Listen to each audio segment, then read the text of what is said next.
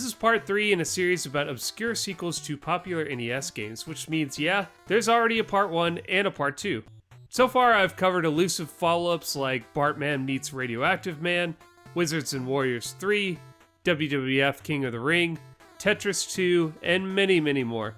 If you haven't seen those videos yet, you don't need to watch them first or anything to catch up, but I'll link to them in the description if you're interested. In this edition, we'll be exploring a dark corner of the NES that no one wants to talk about: children's educational games. These games aren't really discussed or sought after as much as other titles in the NES library because, well, yeah, they're for little kids. I mean, I think you could argue that Contra and Legend of Zelda were definitely made for children, but even as adults, most of us can still enjoy them in ways you probably wouldn't with, say, Mickey's Adventures in Numberland. As a result, there's actually a lot of rare games that I'll be discussing here. Some of these are probably scarcer than titles like Bucky O'Hare or Metal Storm, but without that hidden gem appeal, they're simply less sought after, and as such way less expensive. I mention all of this because, yes, I own a ton of educational games for the NES, and I don't think I've even played maybe 10% of them. It's only because of my obsessive quest to catch them all that I think I could tell you which of these titles are common or rare. These games are obviously made for very young children, so forgive me if I kinda gloss over some of the descriptions here. Let's start with the Fisher-Price games. Y'all remember Fisher-Price, right? They were the preschool-aged toys that were cool right up until you stopped being a choking risk, and then everyone who could play with Legos called them baby toys. There were 3 Fisher-Price games for the NES, and yeah, they're about as basic as you can get. I Can Remember and Perfect Fit both came out in 1990 and are the most common titles. I Can Remember is just the tile matching game seen in other NES games like Super Mario Bros. 3. All I can say is the computer was no match for my obviously amazing memory.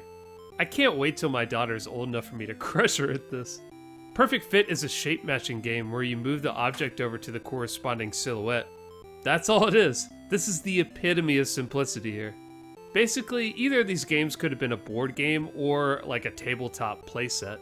Firehouse Rescue came out 2 years later and is actually pretty rare for an NES game. It's not that expensive, currently going for about $25, but so is Contra, which sold like 1 million more copies than Firehouse, so that should tell you something about this game's appeal with collectors. Anyway, Firehouse Rescue is much closer to what I describe as an actual video game than the previous titles in the series. You ride around this map maze until you reach the house, then pull up your ladder and let the people or cats slide down, and then far out of sight. There's no fire to speak of though. Maybe that was considered too scary for this age group or something. I could see this being pretty fun when I was 5 or so. And at the highest difficulty, where there's a timer and multiple houses with keys required to enter, it's actually more stressful than I would have believed a Fisher-Price game was capable. Next we've got the Sesame Street games. Sesame Street 1, 2, 3 and Sesame Street ABC were released in 1989 and are pretty similar. Each has a straightforward counting or spelling section where something pops on the screen and you match it. Then there's a separate Ernie game where you match shapes or colors, or in ABC where you line up tile directions to get the rubber ducky to Ernie's tub. Again, super simple learning games for little kids, but wow, both of these games are light years beyond what the Fisher-Price games had to offer. Whoa, these were made by Rare? No wonder! They're not exactly Battletoads or something in terms of graphics or gameplay, but you can tell at least some effort was made to make this look cool and fun. In 1991, a combo cart of ABC and 1, 2, 3 was released, which puts it in rare company for official multi-carts released on the NES, alongside Super Mario Duck Hunt, Super Mario Duck Hunt World Class Track Meet, and Nintendo World Cup Super Spike V-Ball. The next entry is Big Bird Hide and Speak, which came out in 1990, although with different developers. It's basically a static screen where Big Bird asks you to match names to people or spell out 3-letter words. Once you pass this test, the count comes out and juggles numbers for an excessively long time before going back inside. That's the whole game. The really impressive thing about this is the voice sampling. There's a ton of unique dialogue spoken by Big Bird, and on the NES where you might hear one muffled human voice a game, that's pretty amazing. You found Ernie. Now find Bert. Lastly, we have the black sheep of the group, Sesame Street Countdown, released in 1992.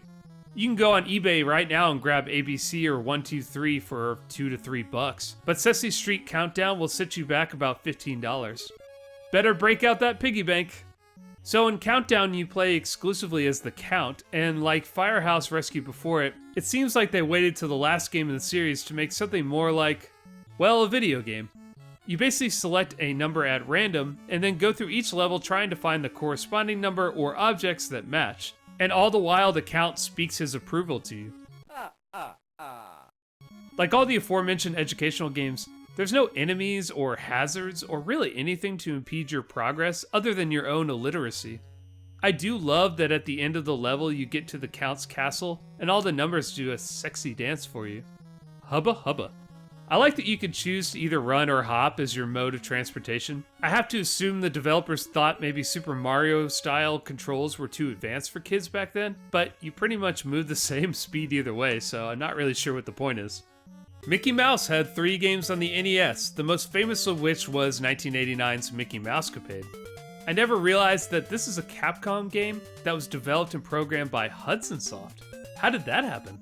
Along with Konami and Taito, these were the biggest third-party companies making NES games, and they teamed up? Weird. Well, that does make more sense, as Mickey Mousecapade doesn't look, sound, or feel like a Capcom game, and in fact does remind me a lot of Milon's Secret Castle, which is a Hudson Soft production. Mickey and Minnie kind of wander around this maze of a castle looking for keys and finding secret items and fighting people.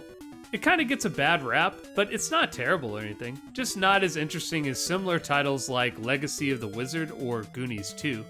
Fast forward to 1993, and our old pals at High Tech Expressions released Mickey's Safari in Letterland. You remember High Tech, right? They're the cool guys behind Orb 3D, Funhouse, and Rollerblade Racer. And wow, I'm actually pretty impressed.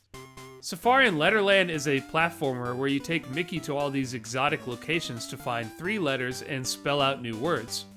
Even though there are enemies and pitfalls, Mickey can't take any damage in any way. There's actually a lot of nuance and effort put into the look of this game, especially in Mickey's animations, which have a wide range depending on what he's interacting with.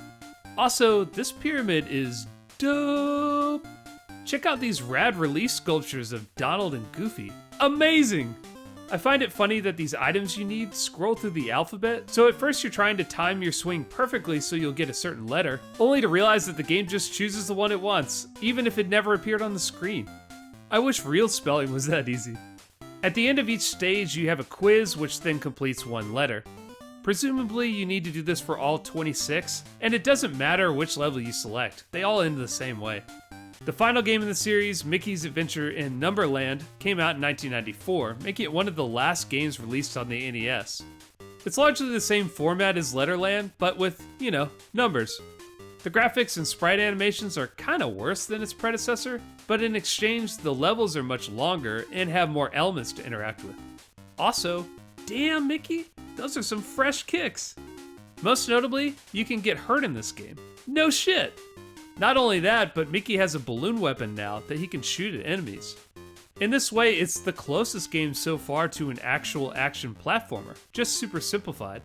Your objective is to find a particular number in each level, similar to the gameplay in Sesame Street Countdown, and once you find it, you can exit. Naturally, I get these 2 games confused, Letterland and Numberland, but there is an important distinction. Letterland is uncommon, going for about $15, but Numberland goes for as much as $75? Jesus! Just think, there are thousands of people out there just like me that at one point had to wrestle internally about spending that kind of money on an educational game. And then, imagine explaining this purchase to your girlfriend, who's wondering why y'all haven't been out to dinner in months. Let's move on to some more familiar territory with the Donkey Kong games. Everybody knows Donkey Kong. It's a classic, iconic arcade game, and the NES port does a great job. Most people are also familiar with its immediate sequel, Donkey Kong Jr., which is also well represented on this system. Both are still super fun to play, even today. And while they definitely represent the bridge between the Atari and the Nintendo, they hold up pretty well considering. The game I wasn't familiar with was Donkey Kong 3, and yeah, it's kind of a weird one. Here you play as Stanley the Bugman, and you've got to spray these insects that Donkey Kong unleashes on you, while also shooting DDT up his butt till he gets pushed back up to the top. It doesn't really fit the mold of the first two games at all. I mean, you can't even jump. This totally feels like Nintendo developed a totally unrelated game, and then just threw DK in there to cash in. There's also Donkey Kong Classics, which was my introduction to the series as a kid. It's just Donkey Kong and Donkey Kong Jr. combined, but for some reason DK3 is not included. Finally, there's the real random one in the bunch, Donkey Kong Jr. Math. It's exactly what it sounds like, the original Junior format, but instead of rescuing your dad, you only climb vines and cross platforms to select numbers and signs. The music is a little different, and there's also this rad pause screen with DK holding a pause sign. The gameplay, if you can call it that, is pretty frustrating. Like, I know all the answers to these trials, but getting around and selecting the numbers or symbols you want without accidentally grabbing the wrong one is way harder than it should be. Also, for some reason you could die. Then there's this pink version of Junior sitting on the side, which I assumed would be the computer competing against me, but it's actually that the second player is always on the screen, even if no one else is playing. This is me just testing it out to see. What a weird design. And this is the only NES game I can think of where you're automatically playing it two-player. There's also this practice stage that shows you how formulas work, but even though it looks like you can solve these problems, all you can do is climb up this one rope and the answer is revealed. What is the point of this? Of all the games on this list, I feel like this one was trying way too hard to shove an educational format into a game that isn't meant to function like that. None of the Donkey Kong games are cheap, ranging from $15 for number 3 and Classics to around $40 for the OG and Junior. But Donkey Kong Jr. Math? Oh boy. Just the cartridge alone will set you back about $100 to $150. Yowzers. Finally, we've got the Mario Brothers series. Like Donkey Kong, everyone is familiar with these games. They're classics, often regarded as some of the greatest and most influential video games ever made. Super Mario Bros. 1, Super Mario Bros. 2, Super Mario Bros. 3 are all amazing. Play them right away. Oh, and also the Mario Bros. Arcade game was there as well. For some reason in 1993, Nintendo licensed Mario and Luigi out to a company called Software Toolworks to make two licensed educational games for the home computer and later the NES and Super Nintendo. Mario is Missing has you guide Luigi around historical locations in search of his kidnapped brother Mario. The best way to describe it is it's like a really shitty, confusing, and barely educational version of the Carmen Sandiego series. I gotta admit, I've tried this a few times in the past, and I always just wander around aimlessly, trying desperately to make something happen, before ultimately quitting. Each level is just a never-ending series of roads full of monotonous buildings and these ultra-peppy citizens strolling about. It's maybe not quite as bad as Defenders of Dinotron City, but it's pretty close. There's also this one guy who tells you where you are, but only after you press the select button enough times to choose the question mark, then press up and start. That's as intuitive as it gets. Select also cycles through the Yoshi GIF and this tiny Luigi, but I'm not really sure what they do. On the whole, I hate it. I want to run away from Mario is Missing as soon as possible. There's one positive, which is that the graphics are pretty great, at least at the opening. It's basically an 8-bit demake of Super Mario World for the Super Nintendo. Mario's Time Machine was released the same year, and now Yoshi's the one who's kidnapped, and Mario has to travel to various times and places to find famous items Bowser stole in order to get him back. I don't know how that works exactly, but just roll with it. It's very similar in style and format to Mario is Missing, but with a few tweaks. Each time you find an item to take back in time, you have to beat a mini version of the Mario Bros. Arcade game. Then, you get in the time machine and pick a year you think the item applies to.